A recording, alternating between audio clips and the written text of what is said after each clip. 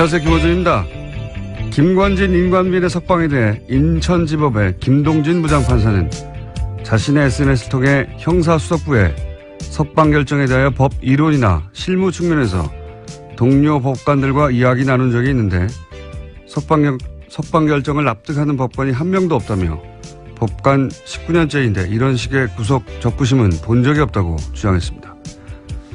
그러면서 특정 고위 법관이 구속 실무를 손바닥 뒤집듯 마음대로 바꿔놓고 있는데 그에 대한 비판을 왜 정치 행위로 폄훼하느냐며 이렇게 글을 맺습니다.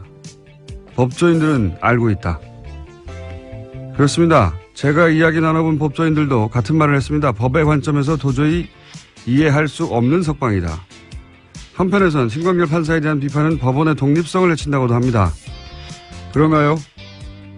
법원의 독립은 법관의 법과 양심을 권력으로부터 지켜주자는 것이지 정치적 의도를 의심케 하는 판결도 토달지 말라는 게 아니지 않습니까? 공동체가 지켜줘야 할 법과 양심을 저버렸다고 의심받을 판결을 내린 건 신판사 본인입니다. 오히려 입을 다물고 있는 게 공동체의 법과 양심을 저버리는 거죠. 김호준 생각이었습니다.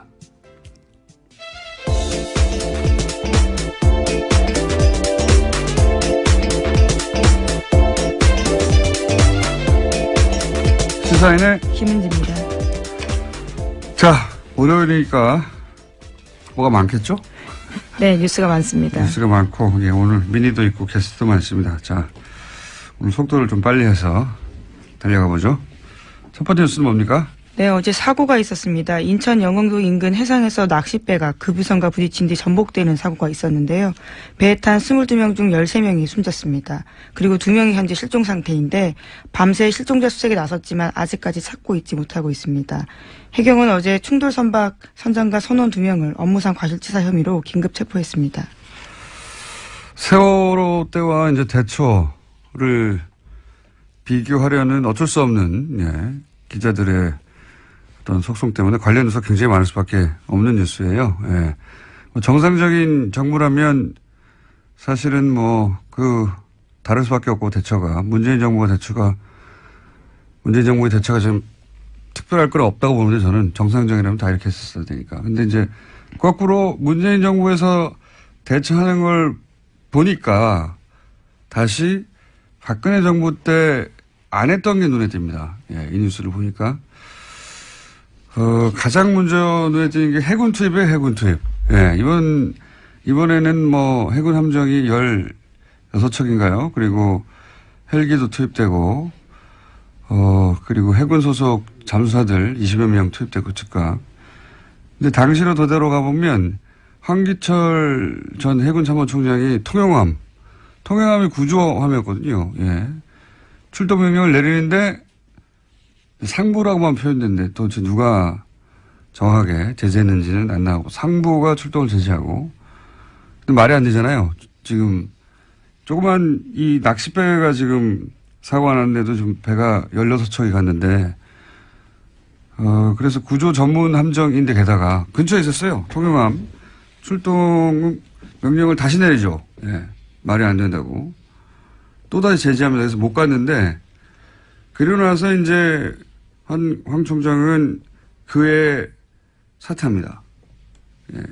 사퇴를 당했다고 저는 보는데 당하고 그 다음 해에 곧바로 납품 비리로 구속이 돼요. 그리고 나서 1심, 2심 대법원 모두 무죄가 되긴 했죠. 예.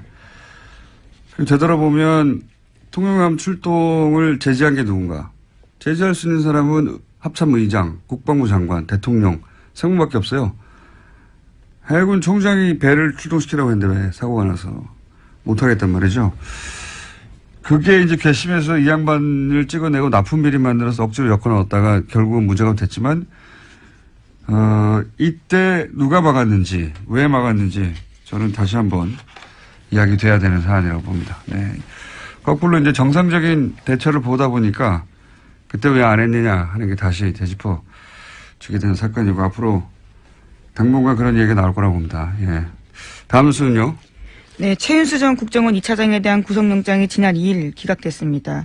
최 전 차장은 이석수 전 특별감찰관 등을 불법 사찰하고 문화계 블랙리스트 작성에 관여한 혐의를 받고 있는데요. 서울중앙지법 오민석 영장전담 판사가 밝힌 이유는 이렇습니다. 최 전 차장이 범행 가담 경위와 정도에 비춰서 구속의 필요성을 인정하기 어렵다라면서요. 기각 사유를 밝혔습니다.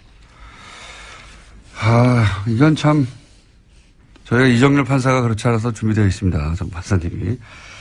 이건 이제 이석수 전 특별감찰관이 뒷조사를 당한 건 명백하단 말이죠. 그래서 뒷조사를 한 내용을 우병우 수석에게 전달한 추 전 국장은 구속됐어요. 이 일로. 네, 심지어 추 전 국장 같은 경우에는요. 검찰 조사에서 이러한 불만을 말하기도 했다라고 채널A가 보도하고 있는데 추 전 국장은 청와대 보고는 상관의 지시에 따른 거였다라고 인정하면서 자기가 범죄를 저지른 거면 이를 지시한 최윤수 전 차장도 범죄자다 이렇게 이야기하고 있다고 합니다. 너무 당연하죠. 자기 보고 그걸 하라고 시킨 사람은 구속이 안 된 거 아니에요. 자기는 그 일을 했을 뿐인데 이게 이제 이 영장은 결국은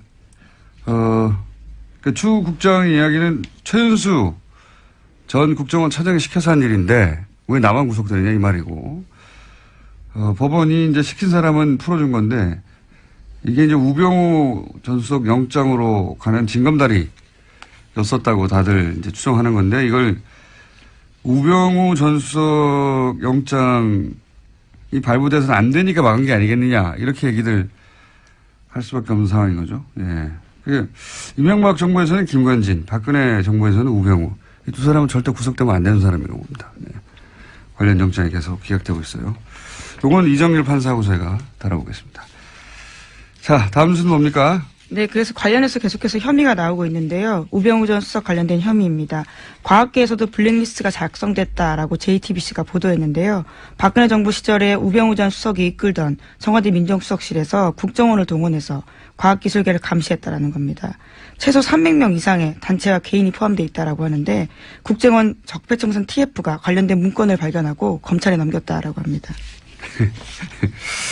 아니 문화예술은 대중들에게 뭐 영화나 드라마가 영향을 끼치니까 그랬다고 하더라도 치더라도 과학계는 왜 그랬을까요? 예. 이런 건 무슨 어떤 특별한 계기가 있어야 되거든요. 예.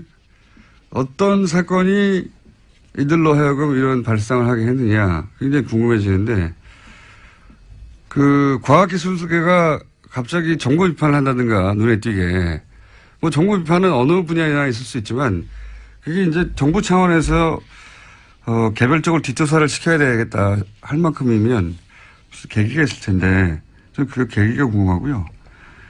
일단 세월호 관련 사건이 아닐까. 당시에 정부 대처에서 과학계에서도 비판이 많았었거든요. 계기가 궁금합니다. 계기가. 이런 짓을 했다는 건 박근혜 정부라면 그럴 수도 있겠다 싶은데 왜 했을까? 그게 궁금하다. 1차 보도니까 이것도 역시 이제 우병우 민정수석실에서 했던 거니까 그리로 가는 혐의가 추가가 된 겁니다. 추가가 된 건데 왜 했을까 궁금합니다. 저는. 신기해요. 자, 다음 수는요. 네, 429조 원 내년도 나라 살림을 두고요. 아직까지도 국회에서 통과되지 못하고 있습니다. 지난 2일까지 통과됐어야 하는데 아직까지 지지부진한 상황인데요. 특히 여야는 문재인 대통령 1호 공약인 공무원 증원을 두고요. 팽팽하게 맞서고 있습니다. 민주당은 원안보다 1,500명 줄여서 1,500명 증원을 제시했지만 자유한국당에서는 7,000명 안팎, 국민의당에서는 8,000에서 9,000명 정도를 주장하고 있습니다. 지금 국회에서 한참 이걸로 싸우고 있는데요. 예.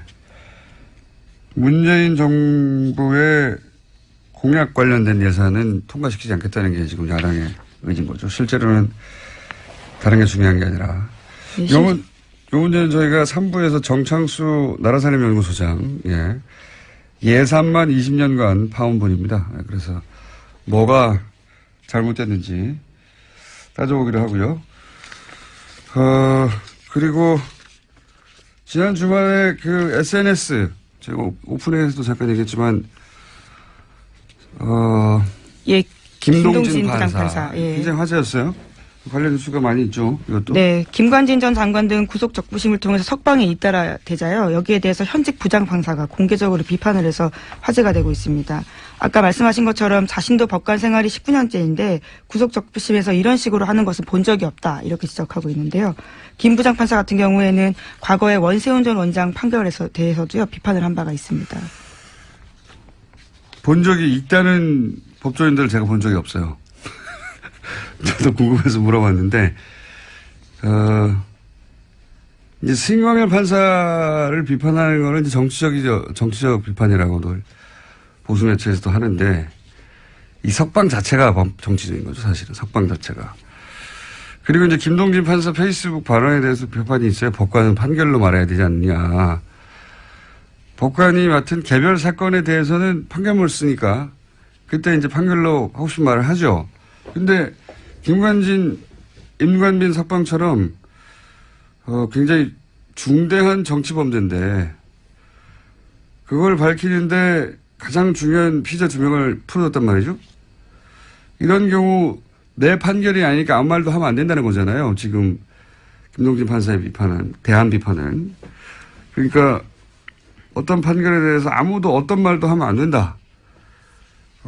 이걸 법관 독립이라고 얘기하는데 저는 이게 말이 안 된다고 보는 게 법관 독립이 어떤 판결에 대해서도 누구도 어떤 말도 하면 안 된다. 이 말이 아니잖아요. 이 말이 아니라 예전에 이제 법관 판결에 이제 권력이 또 영향력을 행사해 왔기 때문에 그걸 못하게 그런 영향력을 행사해서는 안 된다. 법관은 독립되어야 된다는 이야기인데 이 신광열 판사의 석방은 법과 양심이 아닌 다른 이유로 그런 석방을 하지 않겠느냐.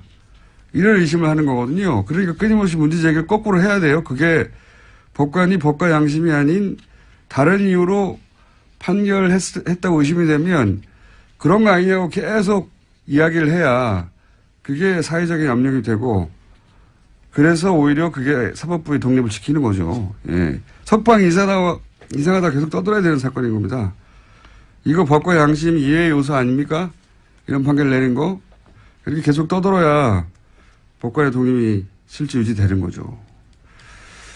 이걸 못하게 하는 건 좀 말이 안 된다고 보는데 저희 그래서 김동진 판사에게 급히 어제 인터뷰 요청을 하였으나 거절당했습니다. 언젠가 한번 꼭 모시고 싶습니다. 다음 뉴스는 뭡니까? 네, 박지원 의원이 안철수 국민의당 대표에게 DJ 정치를 왜곡한다라고 비판했습니다. 안 대표가 김대중 전 대통령을 언급하면서 통합을 강조하자 이에 대해서 반박을 한 건데요. 박지원 의원이 자신의 페이스북에다가 쓴 글입니다. 그렇군요.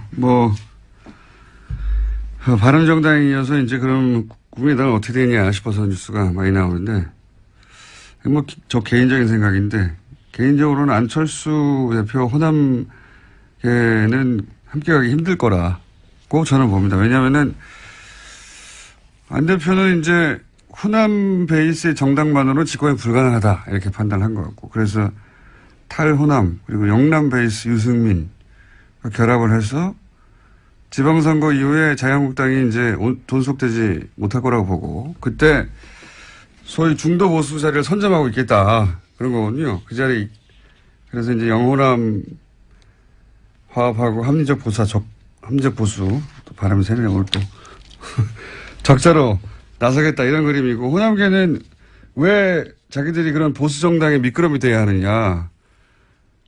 안철수 대권을 위해서 왜 우리가 그런 짓을 해야 하느냐 이거거든요. 예. 정치적 노선도 다르고. 이제 거기에 예로 들어진 게 김대중 전 대통령이었어요. 다시 한번 서로 이제 굉장히 목소리를 높인 건데요. 특히나 안철수 대표 같은 경우에는 당내 김대중 전 대통령과 정치한 사람이 많은데 수건이 남북통일 아니었냐라면서 영호남 통합도 못하면서 남북통일 어떻게 하냐 이렇게까지 이야기했습니다. 그러니까요. 뭐 서로 말로 싸우고 있는데 결국은 헤어지게 되지 않겠는가. 호남계 쪽에서는 이제 안철수 대권을 위해서 희생할 생각이 없다 이런 거거든요. 예. 노선도 다르고 안철수가 그만의 인물도 아니다 막 이런 이야기를 하기 시작한 거죠. 예. 언제 어떻게 어떤 모양으로 헤어지냐 그것만 남은 거죠. 사실 근데 정치는 그게 전부예요. 타이밍과 명분. 시간이 벌써 다 됐네요. 이정렬 판사 기다리고 있는데 자 제목만 짚고 몇 가지 넘어가죠. 네, 그러면 트럼프 소식부터 먼저 전해드리겠습니다. 트럼프 소식. 네. 예. 마이클 플린 전 백악관 국가안보보좌관이 러시아 게이트 특검 수사에서 유죄를 인정했습니다. 그러자 트럼프가 자신의 트위터에다가 남긴 글이 있는데요. 이것이 오히려 트럼프의 발목을 잡고 있습니다. 플린이 부통령과 연방수사국에 거짓말을 했기 때문에 내가 해임했다 이렇게 밝혔는데요. 오히려 불합법적인 행동을 했는데 유죄를 인정받고 죄송합니다. 플린이 합법적으로 행동했는데도 유죄를 인정하고 감형받으려 하는 것이 부끄럽다 이렇게 이야기를 한 건데요. 그러니까 오히려 사법방해죄가 되는 게 아니냐라는 논란이 일고 있습니다. 이거 그냥 넘어가려고 그랬는데 시간이 짧아서 잠깐 얘기하고 넘어가야 되겠네. 이제 트럼프의 트위터가 이런 얘기거든요. 플린을 해고한 이유는 그가 거짓말했기 때문이다. 인수위 기간, 이제 미국 대통령 인수위 기간에 있었던 일은 합법적이었다. 이렇게 썼어요. 이게 아주 이상한 논리인데 이 기사만 봐서는 도대체 무슨 말인지 잘 모르게 기사를 썼어요. 보니까 저도 봤는데. 마이클 플린 국가안보보좌관인데 플리바겐을 했습니다. 플리바겐이라는 게 이제 내 죄에 있으니까 죄 있다는 거 인정할 테니까 형량 좀 낮춰줘. 뭐 이런 플리바겐을 했는데 그 말은 무슨 말이냐면 그 인수위 기간에 트럼프가 합법적으로 했던 그 기간에 불법적인 일을 했다는 거거든요. 근데 트럼프가 이제 플린을 해고한 게 거짓말을 했기 때문이라고 했는데 이게 왜 이상한 논리냐면 트럼프 말은 플린이 불법이 있었던 것처럼 FBI 거짓말 했다는 거예요. 그 기간에. 네, 앞서서 그랬다라는 거죠. 불법이 있었던 것처럼 불법이 없었는데 트럼프가 트위터에서 하고 싶었던 말은 자기는 잘못이 없는데 플린이 마치 불법이 있었던 것처럼 자기를 모함했다. 이런 소리예요. 모함했다. 그래서 해고했다. 이런 논리 전개인데 자기가 잘못이 없다는 걸 트럼프는 강조하다 보니까 이게 논리가 꼬인 거예요. 왜 꼬인 거냐면 플린은 그때는 러시아 개입이 없었다고 주장했거든요. 그러다가 지금은 아니다. 있다고 바꾸는 중이에요. 그러니까 트럼프 논리대로 하면 러시아 개입이 없었다고 한 게 거짓말이 되는 겁니다. 그렇죠. 그래서 사법방해죄가 된다라는 지적이 나오고 있습니다. 러시아 개입이 있었다가 사실이라는 말이 되는 거예요. 트럼프의 말은. 이해가시나? 자가당착인데? 이게 이해가 안 가실 수도 있어요. 말을 연속해서 바꾸다 보니까 스스로 발이 꼬이고 있는 겁니다. 예. 플린이 거짓말한 걸 트럼프가 알고 있었다는 것도 또 문제가 되는 거예요. 왜냐하면 트럼프는 자신이 조사를 하던 자신을 조사하던 FBI 국장이 있잖아요. 코미 국장. 해고했잖아요. 큰 문제가 됐는데, 그러니까 플린을 조사하던 코미를 해고했는데, 플린이 거짓말한 걸 알고 있었다는 것은 죄가 있는 플린을 조사하던 코미를 해고했으니까 FBI 사법 행위를 방해한 게 된 거죠. 어쨌든 트럼프 트위터 다시 한번 해야 되겠습니다. 이게 무슨 말인지 이해할까 모르겠네요. 이해가실까? 거짓말을 하다가 결국은 자기한테 굉장히 불리한 트위터를 썼다. 이거예요. 거짓말을 하다가 연속으로. 이거 다시 한번 해야 될 것 같습니다. 자, 오늘 여기까지 하고요. 어쨌든 논리가 정반대로 꼬였다는 거고. 여기까지 해야 되겠습니다. 시사인의 김은지였습니다. 감사합니다. 네. 바로 이어서 이정열 전 영장 해설 전담 판사 연결됐습니다. 안녕하십니까? 네, 안녕하세요, 공장장님. 네. 월요일이라 말을 꼬이고 혀도 꼬이고 하고 있는 와중인데.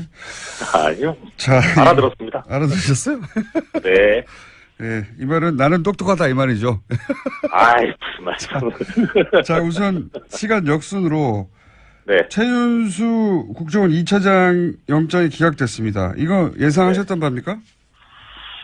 그게 쉽지는 않았어요. 아마 청취자님들도 마찬가지일 텐데, 당연히 풀리지 않겠냐 생각을 하셨을 거고, 저도 비슷했는데, 일단은 어떻든 풀리든 안 풀리든 간에 이종명 전 차장하고 아까 언급하셨던 최윤수 전 차장하고 같이 가지 않겠나라는 생각은 했어요. 한쪽이 풀리면 다른 쪽도 풀리고, 한쪽이 들어가면 다른 쪽도 들어가고, 이랬었을 것 같거든요.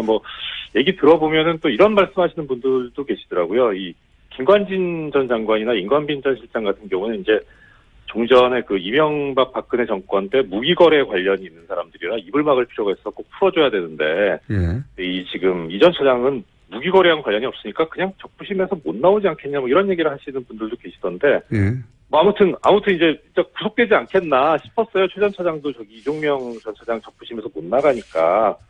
근데 김영수 대법원장 얘기가 딱 나오고 나니까 이거 이렇게 되면은 영장 청구 기각될 수도 있겠다. 그러니까 이게 김 대법원장 발언이 어떻든 외견상 보면은 뭐 이렇게 영장 판사들이든 누구든 간에 일선 판사들이 하는 걸 이제 뭐 존중하겠다 이런 뜻으로 해석이 되잖아요. 자, 이게 이제 너무 많은 사건이 한꺼번에 벌어져가지고 많은 사람들의 이름을 거론하시는데 대법원장이 무슨 말 했는지도 모르는 분들이 많거든요. 예. 예. 대법원장이 이제 그 법관의 독립을 해치는 지나친 판사 판결에 대한 비판은 자제해달라는 네. 취지의 말씀하셨죠. 그게 이제 신광열 판사에 대한 비판이 많다 보니까 네. 뭐 언론적인 얘기만 하지만 법관의 독립을 존중하자 이런 취지의 얘기를 했어요. 그죠? 대법원장이. 네네. 그렇죠. 예. 예, 왜냐하면 최근에 이제 이런 영장 기각이나 또는 뭐 구속 적부심을 통한 석방에 대해서 워낙 비판이 많으니까요. 예. 이제 그 말씀을 듣고 또 이 최윤수 구속영장 기각시킬 때 부담을 덜고 기각을 시켜버리는 게 아닐까 이런 전망을 하셨다는 거죠. 그렇죠. 뭐 예. 판사들이 용기를 얻었을 것 같다. 용기를 얻었을 것 같다.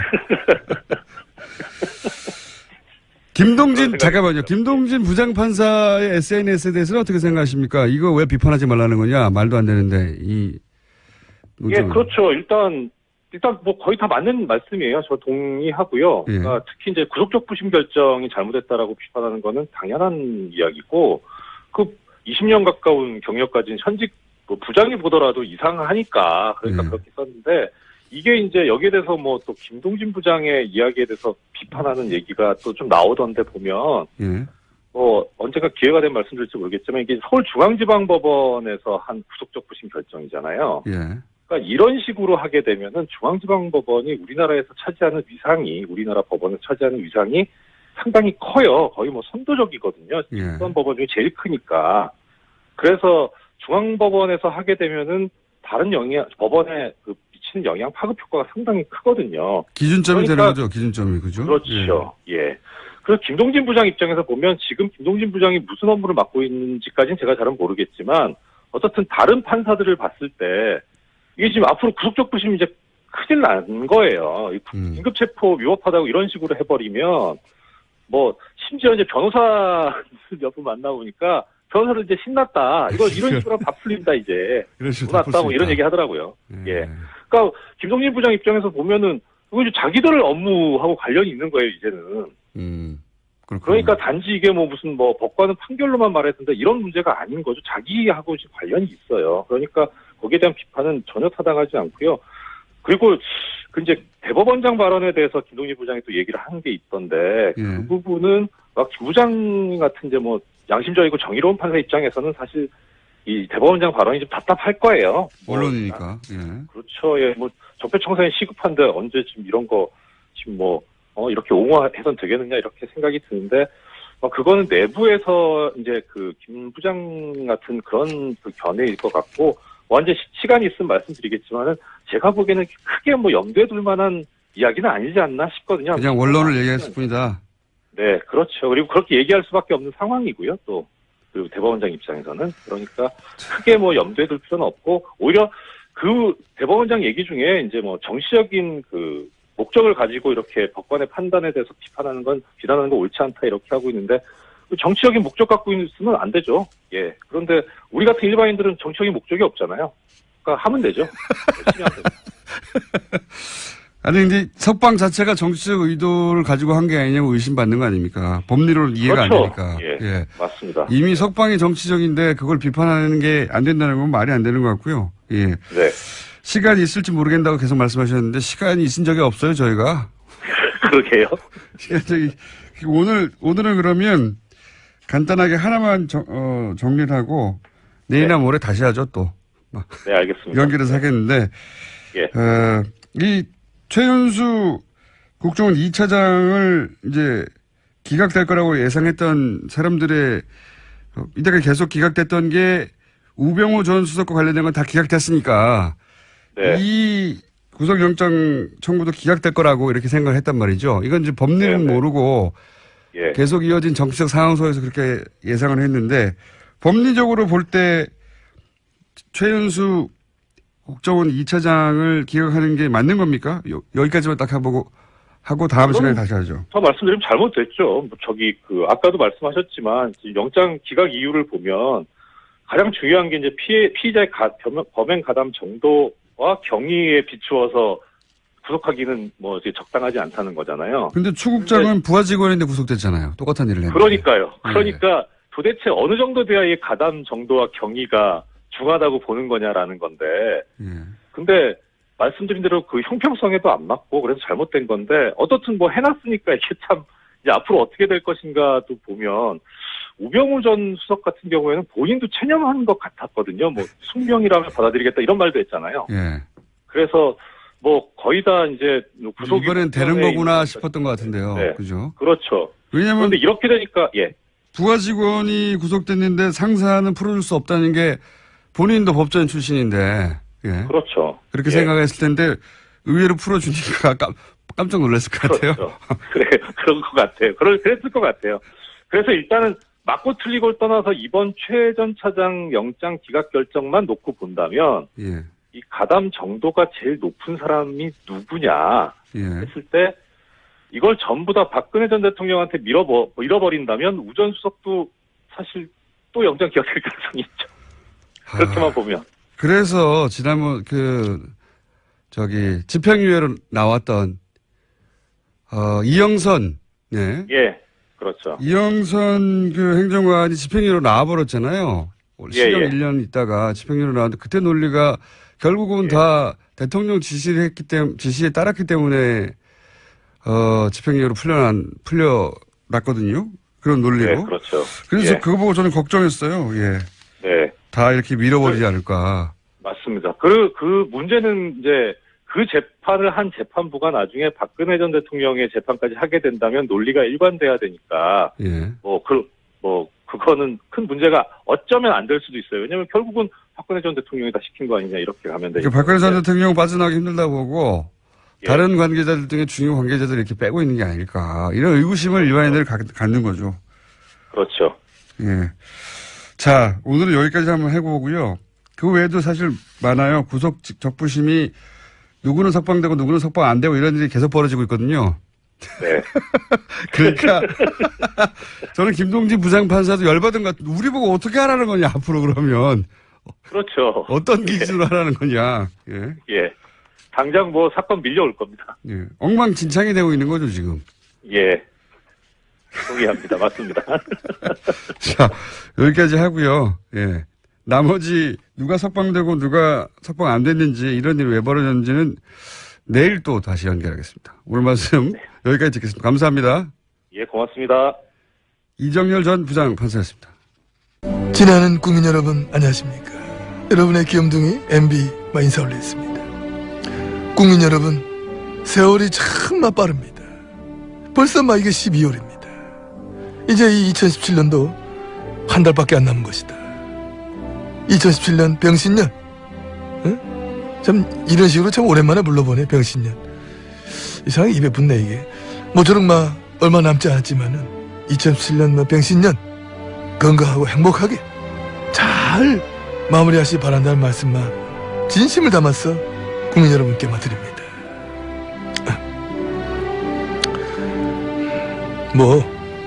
끝났어. 뭘 더 말해. 뭔 얘기를 더 해. 진우야 끝났다고. 눈을 떼고 어떻게 쳐다보나? 아이고 참나. 됐다고. 나 이제 너 이제 안 키워줘. 내가 네 얘기는 자꾸 해줄 것 같아? 네 바라는 대로 안 해줘. 가보면 저때 은근히 나한테 기댄다니까.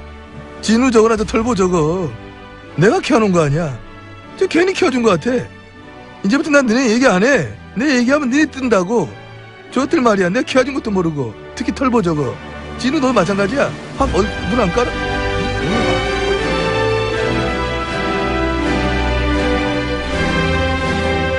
시사인의 주진우 기자 나왔습니다. 안녕하십니까? 네. 안원구 전 대구지방국세청장님 나오셨습니다. 안녕하십니까? 예, 안녕하십니까? 소개를 꼭 다시 해야 되나 싶긴 한데, 두 분을. 어쨌든 두 분이 나와 계시고, 오늘 또 이제 얘기할 내용은, 좀 오래된 내용인데, 다시 되짚어 볼 필요가 있습니다. 왜냐면 여기에 또 비자금이 또 동원됐다는 의혹이 있기 때문에, 뭐냐면은, 이명박 전 대통령의 사저, 예. 그리고 박근혜 전 대통령의 사저, 네, 내곡동 땅이죠. 그리고 평창 땅이고, 네.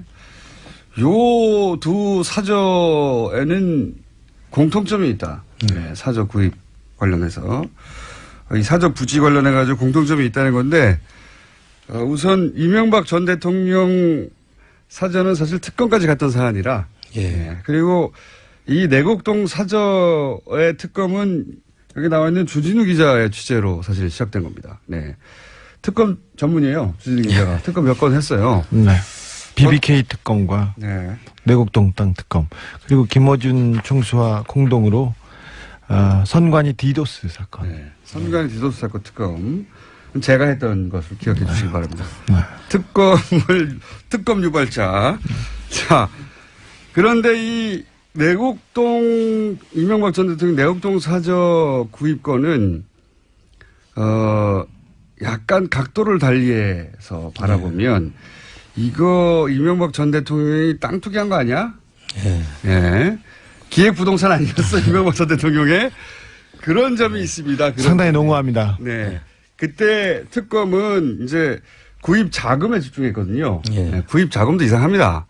많은 그보다 훨씬 더 근본적으로 이 땅은 원래 본인 땅인데 이렇게 쿠션 맞고 돌아와가지고 이거 그때 그린벨트를 다 풀고 나중에 닦아 올라가면은 부동산 투기 이익을 보려고 했던 거 아닌가? 이런 의혹이 있어요. 사실 내곡동 그 사저터 내곡동 땅을 찾게 된 이유가 제가 그 동네에서 밥을 먹는데 이명박 대통령 주변 사람들이 내곡동 주변의 그린벨트 땅을 마구 사들이고 있다는 증언이 있었어요. 그리고 그 부동산 업자를 저도 만나봤습니다. 네. 야밤에 새벽에 같이 갔어. 네. 그리고 그 사저로 그 예정지 뒷부분에 예비군 훈련장이 있었어요. 그런데 군이 자꾸 와서 예비군 훈련장을 옮기려고 했어요. 그러니까 내곡동 사저가 이명박 대통령이 들어오고 그리고 예비군 훈련장이 사라지면서 자연스럽게 그린벨트가 풀려서 거기가 상업지구나 주택지구로 바뀌면서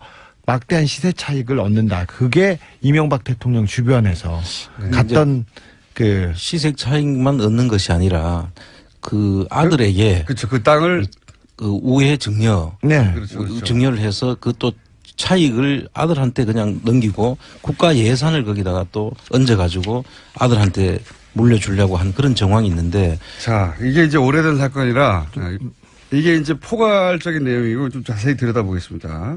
자세히 들여다보면 이명박 전 대통령은 단순히 한 가지 일 때문에 이 일을 한 게 아니고 그렇습니다. 굉장히 복합적으로. 예. 그분은 그렇게 꼼꼼하시고 위대하신 분입니다. 그러니까 이게 지금은 비자금 얘기만 계속 나오거든요.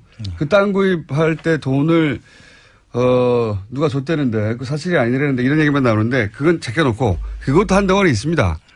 그 이전에 이 땅은 이명박 전 대통령의 임기 중 마지막 기획부동산이 아니었나 싶은 의혹이 있어요. 이 땅은 2004년과 2005년 박안무개 씨가 매입합니다. 그런데 이분은 서울시에서 산하기관이었죠. 서울시정개발연구원 팀장을 지냅니다. 이명박 시절에 이 땅을 탑니다. 그리고 이명박 서울시장 시절에 서울시 산하 공무원이 이 땅을 사요. 그리고는 2010년 1월 15일에 그 박 팀장이 유안무개 씨라는 사람한테 그냥 증여합니다. 여기서부터 정말 골 때립니다. 이게 당시 사건이 여기까지는 안 갔거든요. 그렇습니다. 예. 여기까지는 안 가고 돈 어디서 샀냐에 특검이 맞췄는데 생각해 보세요. 이명박 서울시장이 되고 난 다음에 그린벨트로 묶여있던 땅을 이명박 서울시 산하의 공무원 한 사람이 사요. 그렇죠. 그런 다음에 대통령이 된 다음에 이 땅을 유모 씨라고 하는 밥집 하던 분에게 줍니다. 그냥. 그리고 거기는 주택가가 아니라 거기는 산이에요. 야산이 되어서 그린벨트 지원인데 그 집만 그린벨트를 풀어줘요. 이렇게 배꼽으로. 그러니까 땅이 쭉 이렇게 쭉 있으면 볼록 들어간 그렇죠. 배꼽처럼. 조그만 땅만 딱 그린벨트 풀어줍니다. 그죠? 네. 배꼽으로 거기만 그린벨트가 풀려가지고 거기가 고급 한정식 집에 들어옵니다. 그 당시 수양이었죠. 그 네네, 한정식 이름이. 네. 그 이상한 부분을 좀 말씀해 주세요. 청장님 또. 그 수양이라는 한정식을 한정식 집입니다. 그 대지로 풀어줌으로써 그 가격이 완전 급등을 하죠. 그 당연히. 땅에. 예. 전부 다 옆에는 그린벨트인데 고기만 볼록 튀어나오게 예. 풀어줍니다. 그거까지만 해도 너무 이상한데 그 뒤를 그 땅을 이시영 씨가 사게 하고 예. 그 주변을 경호실에서 또 삽니다. 이게 왜 이상한지 설명해 주세요. 그 경호실에 사는데 그 총 들어간 돈이 54억으로 돼 있는데요. 예. 그 대지는 공시지가가 14억으로 돼 있었고요. 그런데 11억에 사죠. 예. 그리고 이시영 씨는 공시지가보다도 낮게 사는 것이고요. 그러니까 적어도 절반 가격으로 사는 그렇습니다. 겁니다. 이시영 씨는 그러니까 이 밥집 하시던 분이 땅을 공짜로 받았잖아요. 20몇 억 땅을 그냥 공짜로 받아요. 이런 신기한 일이. 그런 다음에 이 땅을 이시영 씨는 그 공시지가도 안 되는 돈으로 사요. 예, 예. 실제 그 금액이 한 반값으로 사는 거죠. 실제 금액의 반값으로. 예, 그리고 그 뒤에 또 더 이상한 것은 뒤에 이때 동원된 돈이 비자금이다. 예. 라는 이제 수사를 특검이 한 거예요. 그렇습니다. 근데 우리는 그 돈이 비자금인 건 당연하고 애초에 이 땅 누구 거야? 이것이 질문을 다시 해야 된다. 그렇습니다. 예? 그렇게 사고로 더 이상한 건 주변 땅이죠. 그 주변 땅을 이제 경호실에서 실제로 공시지가가 한 4억밖에 안 되는데 예. 43억을 주고 삽니다. 임야거든요. 그린벨트여서 아무것도 쓸 수 없는 집이거든요. 거기다가 땅이거든요. 맹지예요. 맹지요. 길이 없는 맹지였어요. 예. 저도 제가 이 내곡동 사자터를 발견하고 그 옆에 10평짜리 땅이 나왔어요. 근데 너무 싸가지고 제가 알박기로 원두막을 지으려고 살려고 그랬었어요. 맞다. 그때 저희가 미친 사람이었거든요. 그래가지고 지금 안하고 청년이 플란다스 이렇게 하는 것처럼 이거 알바끼로 사자. 그랬을 텐데 너무 이상하죠. 정리하면 원래 그린벨트여서 예, 굉장히 싼 땅이죠. 예. 개발 여지가 없기 때문에 그린벨트이기 때문에 네. 산이에요. 산. 네. 거기다가 조그만 땅을 하나 삽니다. 서울시장 시절에 서울시 공무원 누군가가 예, 누군지는 알고 있습니다. 저희도 삽니다. 그걸 산 다음에 대통령이 된 다음에 이 땅을 어떤 아주머니에게 팔아요. 파는 게 아니라 줘요. 줘요. 증여. 그냥 줍니다. 준 다음에 그 기간 동안 거기서 한정식을 하라고 하면서 그 땅만 그린벨트를 풀어주죠. 네. 예. 그걸 이시영 씨가 그 땅값이 절반 가격으로 사요. 그렇습니다. 그런 다음에 그 주변 땅들은 10배 넘는 가격으로, 10배 넘는 가격으로 세금으로, 삽니다. 누가 사느냐? 경호실에서. 네. 그래서 합쳐놓으니까 이 땅값이 확 올라가죠. 54억으로 됐는데, 근데 좀 신기한 게 있는데요. 이분들이 그냥 확 산 게 아니라, 수양이라는 한정식 집의 주인이 처음에는 80억에 바깥에다 내놓는 척을 해요. 네, 네. 근데 그 땅이 맹지고 그린벨트인데 누가 80억에 사겠어요? 말도 안 되는 거죠. 네. 액션을 스텝을 하나 취해놓고. 그걸 또 싸게 50억에 샀다고 이제 주장하거든요. 그렇죠. 그렇게 네. 주장해요. 다 꼼꼼하게 절차를 이루어져요. 그리고 특검 시작하자마자 유모 씨는 도망을 갑니다. 아니, 유모 씨는 미국에서 아예 오지도 않았고요. 유모 씨는 수사 안 했어. 이 네. 땅 공짜로 받은 사람 왜 당신은 공짜로 땅을 받았냐? 물어봐야 되는데. 특검에서 수사를 했는데 여기는 특검은 열심히 하려고 했어요. 근데 유모 씨는 전혀 귀국하지 않았고요. 유모 씨 딸하고 전화 통화가 됐는데요. 그 땅은 어떻게 됐어요? 그래서 끝났어요. 수사를 안 했어요, 이거는. 네. 이게 진짜 이상한 건 대목이거든요, 이 땅. 그 대목 이외에 또 한 가지 대목이 사실 대통령 그 사저에다가 경호동을 짓는 것은 네. 전직 대통령 예우에 관한 법률에 의해 가지고 짓지 않습니까? 그러면 그 대통령 대통령이기 때문에 짓는 거죠. 그런데 대통령 아들이 딴 땅에다가 경호동을 짓는다는 것은 있을 수 없는 일이죠. 네, 이거 유사일에 처음이었을 겁니다. 증여 어차피 사서 지을 거 아들한테 줘야 되니까 증여세 회피 이게 논란이 있었죠. 사전증여죠. 그것도 있죠. 그러니까 아들이 산 땅은 아주 싸게 사고 네. 나머지 땅들은 크게 비싸게 샀어요. 정부 돈으로. 근데 정부 돈으로. 그러면 생각해 보시면 아들은 정부 돈으로 주변 땅을 높은 가격으로 산 것을 증여받게 되는 건 나중에. 그렇습니다. 만약 이게 특검에 안 들어갔다면 증여받게 되는 것이었고 여기서 끝나면 모르겠는데 이 땅이 나중에 그린벨트를 풀 거다. 예. 대통령, 왜냐면은 대통령 사저니까 당연히 풀어줘야 되죠. 대통령이 왔다 갔다 해야 되잖아요. 예. 주변들로 다 왔다 갔다 해야 되고. 그래서 그러면 이 내곡동 땅이 땅값이 확 원래 그린벨트로 묶여있던 게 그린벨트를 풀면서 확 올라갔을 때 누가 이득을 보느냐. 그 주변 땅 소유자들이죠. 그 주변 땅 소유자들의 혹시 이명박 친인척이 없느냐. 이미 이상득 씨가 농장을 하고 있어요. 농원 500m 거리에서. 그리고 오세훈 전 시장 부인도 거기서 큰 땅을 가지고 있는데 더더욱이 그 주변에 땅 거래가 많았습니다. 그런데 이명박 대통령 주변에서 가차명으로 다 많이 샀어요. 수서, 내곡동, 세곡동 일대를 다 샀어요. 그러니까요. 예. 그래서 이렇게 보십시오. 하나는 아들에게 세금으로 집 좋은 걸 장만해서 물려준다는 게 그렇죠. 그런 계획이 하나 있고 그 다음에 그 땅의 그 가치를 높여가지고 예. 이미 사 놓았던 그렇습니다. 가족들 친인척의 시세 차익을 크게 올린다는 계획 하나. 예? 근데 이게 언제부터 시작됐냐? 서울시장 취임할 때 이미 시작된 거 아니냐. 이렇게 계획성 있고 이렇게 부지런한 사람들이 있습니다. 네. 그래서 이명박 대통령 관련해서는 항상 1차 방정식이 아니고 고차 방정식으로 풀어야 될 한 세 가지 종류의 이득을 동시에 얻을 수 있는 그런 의혹이 있는 게 이명박 전 대통령의 사전 매입이에요. 여기에 이제 물론 그 동원됐던 돈도 다 비자금이라고 하는 의혹들이 많죠. 예, 그 돈 얘기를 조금 해야 되는데 2013년 5월 24일입니다. 원래 5월 23일이라고 했다가 거짓말이 들통나서 죄송합니다. 거짓말이 들통나서 5월 14일로 바뀌었는데 특검에서 이제 이렇게 그 얘기를 했어요. 그 구이동 이상은 씨 집 베란다에서 현금을 6억 원을 받아가지고 그 10,000원권으로 네. 6억. 얼마나 많습니까? 보스턴 가방과 노트북 가방, 여행용 가방에 들고 와가지고 청와대 붙박이장에 넣어두었다가 김아무개 행정관이 나중에 보관했다가 주었다 이런 식으로 얘기를 했는데 이게 이제 알리바이를 그렇게 구성했어요. 자, 이시영 씨가 왜 이시영 씨 돈을 큰아버지 집에 뒀는지 모르겠는데 큰아버지 집 베란다에 두고 있다가 6억을 쌓아놓고 그걸 받아가지고 청와대에 넣었다가 이거 줬다는 거예요. 그렇죠. 말도 안 되는 소리죠. 알리바이 자체가. 근데 그 옆에 있었다는 큰아버지, 큰어머니 그 박아무개 씨가 그 특검 수사관이 물어보니까 돈 6억 원을 저기서 주셨죠? 그러니까 저희가요? 금시초문인데요. 네, 금시초문이라고 얘기했었어요. 이빨이 안 맞았죠 이때. 네. 근데 그 만들어진 2013년 5월 23일. 2013년입니까? 2011년 아닌가요? 2012년 23일.